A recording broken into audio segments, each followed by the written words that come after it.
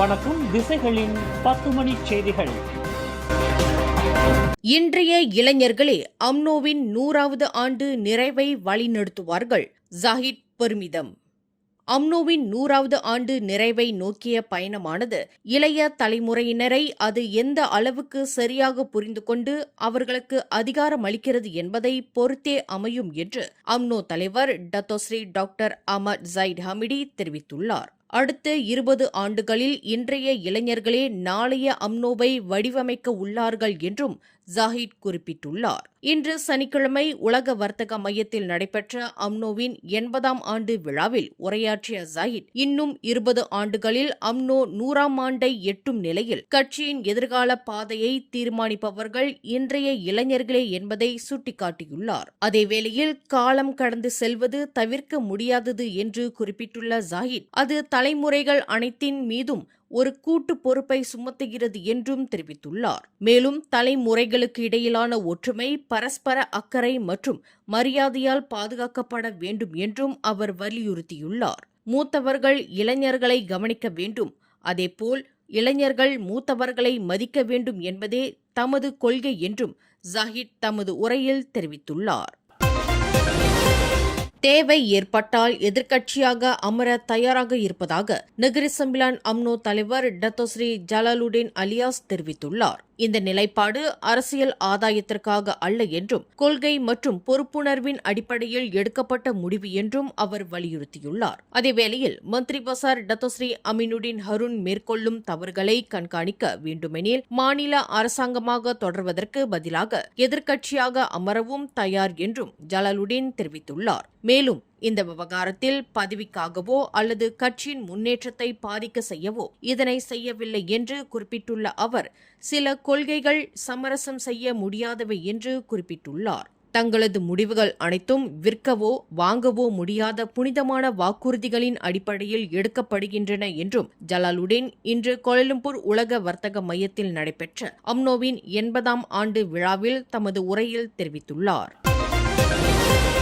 முயற்சி இருந்தால் சன்வேயின் ஒரு சிறிய குடியிருப்பில் இருந்தும் நாசாவின் கட்டுப்பாட்டு அறை வரை செல்ல முடியும் என்பதை நிரூபித்துள்ளார் மலேசிய இந்திய பெண் நந்தினி பழனிசாமி.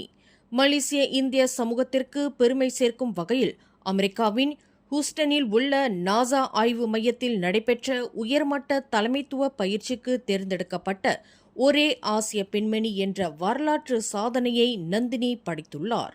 ஒரு சாதாரண நடுத்தர வர்க்க குடும்பத்தில் பிறந்த நந்தினியின் ஆரம்பகால வாழ்க்கை சவால்கள் நிறைந்தது. அவரது தந்தை ஒரு லாரி ஓட்டுநர். ஸ்லாங்கூர் சன்வேயில் உள்ள ஒரு சிறிய அடுக்குமாடி வீட்டில் வசித்த நந்தினி கல்வியால் மட்டுமே தன் நிலையை மாற்ற முடியும் என்று உறுதியாக நம்பினார். பட்டலிங் ஜெயா விவேகானந்தா தமிழ் பள்ளியில் தொடக்க கல்வியையும் பண்டார் சன்வே இடைநிலை பள்ளியில் உயர்நிலை கல்வியையும் தொடர்ந்தார். SPM தேர்வில் 10A பெற்று அசதிய இவர் மெட்ரிகுலேஷன் கல்விக்கு பிறகு மலேசிய தொழில்நுட்ப பல்கலைக்கழகத்தில் பெட்ரோலிய பொறியியல் பயில இடம் கிடைத்தது. பட்ட படிப்புக்கு பிறகு லாபுவானில் ஒரு பன்னாட்டு எரிவாயு நிறுவனத்தில் பணியாற்றி தற்போது போர்ட்கில்லானில் ஒரு நிறுவனத்தில் திட்டமிடல் நிர்வாகியாக பணியாற்றி வருகிறார். நாசாவின் அந்த 2 வார கால உயர்மட்ட தலைமைத்துவ பயிற்சியை பற்றி நந்தினி திசைகளிடம் இவ்வாறு விவரித்தார். இந்த ட்ரைனிங் எப்படி வாய்ப்பு கிடைச்சிச்சுன்னா, உலகத்துல இருந்து 15 பேரை வந்து செலக்ட் பண்ணியிருந்தாங்க. I'm the only Asian, I'm only Malaysian and moreover I'm the only Asian. The rest are Europeans and Americans.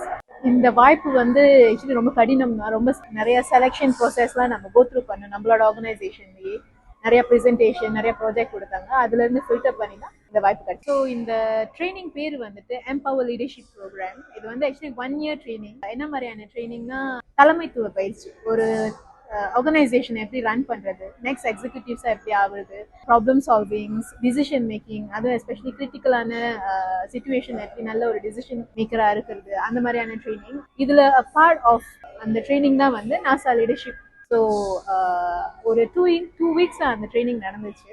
Of course அதில் நிறையா கற்றுக்கிட்டேன், நிறைய பயிற்சி கொடுத்தாங்க. ஆஸ்ட்ரோநாட்ஸ் செய்கிற 2-3 ஃபீல்ட் ட்ரைனிங்கும் நம்ம செஞ்சிருந்தோம். ரொம்ப கடினமாக இருந்துச்சு. But at the same time வந்து it's remarkable experience, remarkable exposure, knowing that I'm the only Asian representing my organisation. அது எனக்கு ரொம்பவே பெருமையாகவும் இருந்துச்சு. அதுவும் நம்ம இந்திய தமிழ் சமுதாயத்துக்கு ஒரு பெருமை சேர்க்கக்கூடிய அளவுக்கு வந்து நான் ஃபீல் பண்ணுவேன். 2 வார கால பயிற்சியாக இருந்தாலும் உலகத்தரம் வாய்ந்த ஒரு விண்வெளி ஆய்வு மையத்தில் இருந்து 32 வயதுடைய நந்தினி பெற்றுள்ள அனுபவம் விலை மதிப்பற்றது.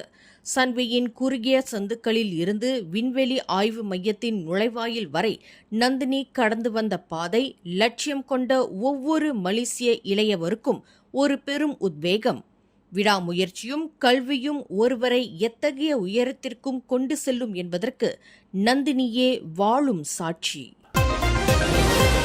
அம்னோவின் கொள்கைகளுக்கு சவால் விடுக்கப்பட்டால் அரசாங்கத்தில் அங்கம் வகிக்கும் கூட்டணி கட்சிகள் உள்ளிட்ட எவருடைய அழுத்தத்திற்கும் கட்சி பணியாது என்று அம்னோ இளைஞர் பிரிவு தலைவர் டாக்டர் அக்மால் சலே வலியுறுத்தியுள்ளார். நகரி சம்பிலானில் ஏற்பட்ட நெருக்கடியை தொடர்ந்து ரந்தாவ் சட்டமன்ற உறுப்பினராகவும் திகழும் வெளியுறவு அமைச்சர் முகமது அசானை இலக்காக கொண்டு ஜாசைகா இளைஞர் பிரிவு விடுத்த கோரிக்கைகளை சுட்டிக்காட்டியுள்ள அக்மால், அண்மைய காலமாக அரசாங்கத்திலிருந்து அம்னோ தலைவர்களை நீக்க வேண்டும் என்ற குரல்கள் எழுந்து வருவதாக தெரிவித்துள்ளார். அதேவேளையில் ஸ்லாங்கூர் பிகேஆர் தேர்தல் இயக்குநர் என் சத்ய பிரகாஷ் சுங்காய் அயர்தாவார் சட்டமன்ற உறுப்பினர் ரிசாம் இஸ்மாயிலை மாநில ஆட்சிக்குழு உறுப்பினர் பதவியிலிருந்து நீக்க வேண்டும் என்று பரிந்துரைத்துள்ளதாக அக்மால் குறிப்பிட்டுள்ளார். இந்நிலையில் அம்னோ தனது அடிப்படை நிலைப்பாடுகள் பாதிக்கப்படும் சூழலில் எந்தவித அரசியல் அழுத்தத்திற்கும் அடிபணியாது என்றும் அக்மால் தெரிவித்துள்ளார். மேலும் அவர்கள் உண்மையிலேயே துணிச்சல் மிக்கவர்களாக இருந்தால் அனைத்து அம்னோ அமைச்சர்கள், துணை அமைச்சர்கள் மற்றும் ஆட்சிக்குழு உறுப்பினர்களையும் நீக்கட்டும் என்று கோலாலம்பூர் உலக வர்த்தக மையத்தில் இன்று நடைபெற்ற அம்னோவின்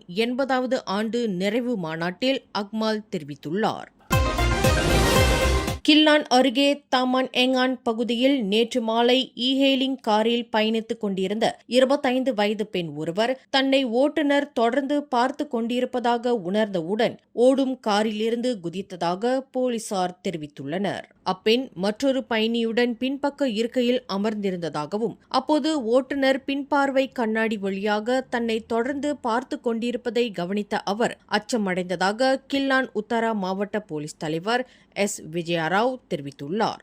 இந்நிலையில் அவர் கதவை திறந்து வெளியே குதித்தவுடன் அவ்வழியே சென்று கொண்டிருந்த ஒரு மோட்டார் சைக்கிள் ஓட்டுநர் அவருக்கு உதவி செய்துள்ளார். மேலும் அவரை அருகிலுள்ள ஒரு மருத்துவமனைக்கு அழைத்துச் சென்றதாகவும் அவருக்கு சிறிய அளவிலான காயங்கள் மட்டுமே ஏற்பட்டதாகவும் விஜயராவ் குறிப்பிட்டுள்ளார். இதனிடையே 47 வயதான அந்த ஓட்டுநர் போலீசில் புகார் அளித்துள்ளதாகவும் அவர் தெரிவித்துள்ளார். மனித உயிருக்கோ அல்லது தனிப்பட்ட பாதுகாப்புக்கோ ஆபத்தை விளைவிக்கும் வகையில் கவனக்குறைவாகவோ அல்லது பொறுப்பற்ற முறையிலோ செயல்பட்டதாக கூறி தண்டனை சட்டம் பிரிவு 336 கீழ் இவ்வழக்கு விசாரிக்கப்பட்டு வருகிறது. 1.1 பில்லியன் ரிங்கெட் முதலீட்டு ஒப்பந்த முறைகேடு குற்றச்சாட்டுகள் தொடர்பாக முன்னாள் பொருளாதார அமைச்சர் டத்தோஸ்ரீ ரஃபிசி ரம்லியை வரும் திங்கட்கிழமை விசாரணைக்காக அழைக்க உள்ளதாக மலேசிய ஊழல் தடுப்பு ஆணையமான SPRM தெரிவித்துள்ளது. வரும் மே 4ஆம் தேதி காலை 10 மணியளவில் புத்ராஜயா SPRM தலைமையகத்தில் ரஃபிசியின் வாக்குமூலமானது பதிவு செய்யப்படும் என SPRM மூத்த விசாரணை இயக்குநர் டத்து முகமது ஆஃபாஸ் நசார் தெரிவித்துள்ளார். இந்த விசாரணையானது பொருளாதார அமைச்சும் சிப் தயாரிப்பு நிறுவனமான ஆம் ஹோல்டிங்ஸும் இணைந்து மேற்கொண்ட உத்திசார் ஒத்துழைப்பு ஒப்பந்தத்தை மையமாக கொண்டு நடைபெற்று வருகின்றது. கடந்த பிப்ரவரி மாதம் 13ஆம் தேதி விசாரணை தொடங்கியதிலிருந்து இதுவரை அமைச்சர்கள் மற்றும் பல அரசாங்க நிறுவனங்களில் மூத்த அதிகாரிகள் உட்பட மொத்தம் 22 பேரின் வாக்குமூலங்கள் பதிவு செய்யப்பட்டுள்ளதாக ஆஃபாஸ் நசார் குறிப்பிட்டுள்ளார். திசைகள் செய்தி ஊடகத்தில் பணியாற்ற விருப்பமா? விற்பனை துறையில் சாதிக்கும் ஆர்வம் கொண்டவரா நீங்கள்? அப்படியென்றால் நாங்கள் தேடுகின்ற நபர் நீங்களாக இருக்கலாம். புதிதாக பட்டம் பெற்றவர்களும் விண்ணப்பிக்கலாம். விண்ணப்பதாரர்கள் சொந்த வாகனத்தை கொண்டிருக்க வேண்டும். மின்னஞ்சல் admin@திசைகள்news.com. தொடர்பு எண்கள் 0361811414 அல்லது 0123516515.